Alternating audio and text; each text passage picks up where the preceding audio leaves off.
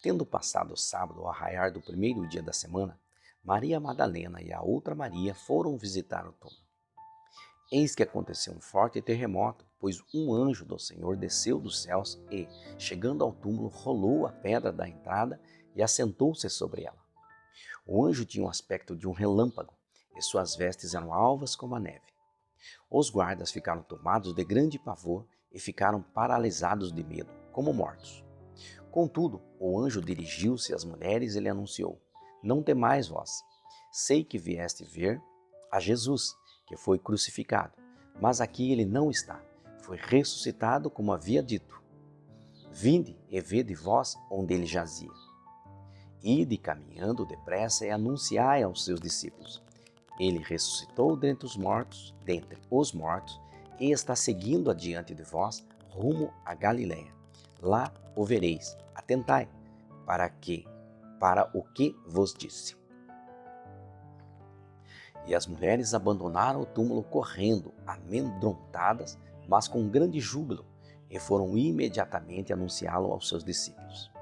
De repente, Jesus veio ao encontro delas e as saudou. Alegrai-vos. Elas se aproximaram dele, jogaram-se aos seus pés, abraçando-os e o adoraram. Então Jesus lhe declarou: Não temais, ide e dizei aos meus irmãos que sigam para a Galiléia, lá eles me verão. Os sacerdotes subornam os guardas. E sucedeu que, enquanto as mulheres estavam a caminho, alguns dos guardas foram às cidades e contaram aos chefes dos sacerdotes tudo o que havia ocorrido. Então os chefes dos sacerdotes reuniram-se em conselho com os anciãos e tramaram outro plano. Deram aos soldados vultosa quantia de dinheiro. Eles recomendaram que declarassem a todos: Os discípulos dele vieram durante a noite e raptaram o corpo enquanto cochilávamos. Se isso chegar ao conhecimento do governador, nós o persuadiremos a vosso favor e vos livraremos de qualquer reprimenda. Os soldados receberam o dinheiro e fizeram como haviam sido orientados.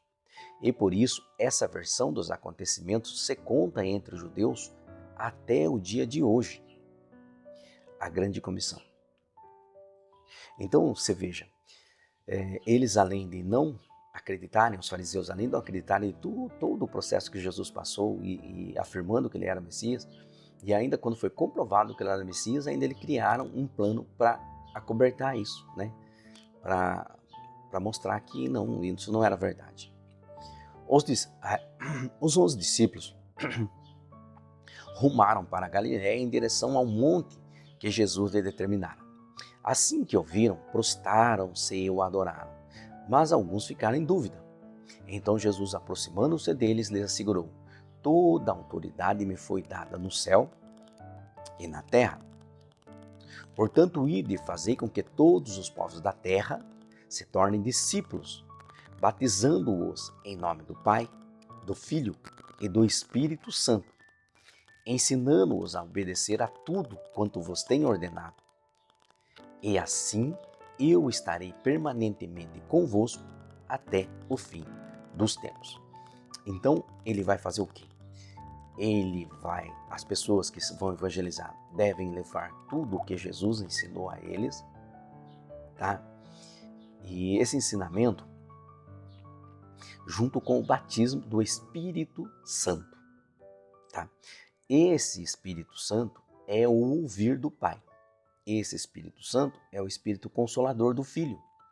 Quando você vai aceitar Jesus e obedecê-lo dentro de todas as premissas de que ele ordenou, você segue o Espírito, porque dentro do Espírito existe o Pai, existe o Filho e o Espírito Santo, é uma trindade. E essa unidade vai permanecer contigo, vai fazer morada em você. Só que o Espírito se alimenta da palavra. A palavra é o alimento do Espírito. E a mente é quem gerencia você. Então, se você não estiver nas ordenanças do Filho, você não consegue ouvir o Espírito, tá? Então, nós vamos ter lá para frente mais passagens que vai dizer que a fé vem pelo ouvir, tá? E ouvir vem pela palavra. a palavra é Jesus e ouvir é o Espírito. É o Espírito que traz o ouvir. E ouvir é que realiza a fé. Porque não há obra se não for pelo Espírito. É o Espírito que realiza qualquer obra. E para que você consiga realizar qualquer obra do Espírito, é necessário você ouvi-lo. Se você ouvir o Espírito, você consegue fazer a obra do Pai. Se você ficar na mente, você não faz nada, né? Porque você não tem fé, você tem apenas vontade. É da mente a vontade. Agora, a obediência é do Espírito. Aí a vontade não é sua, a vontade é do Pai. Aí a unção desce pelo Espírito e a obra é realizada, tá?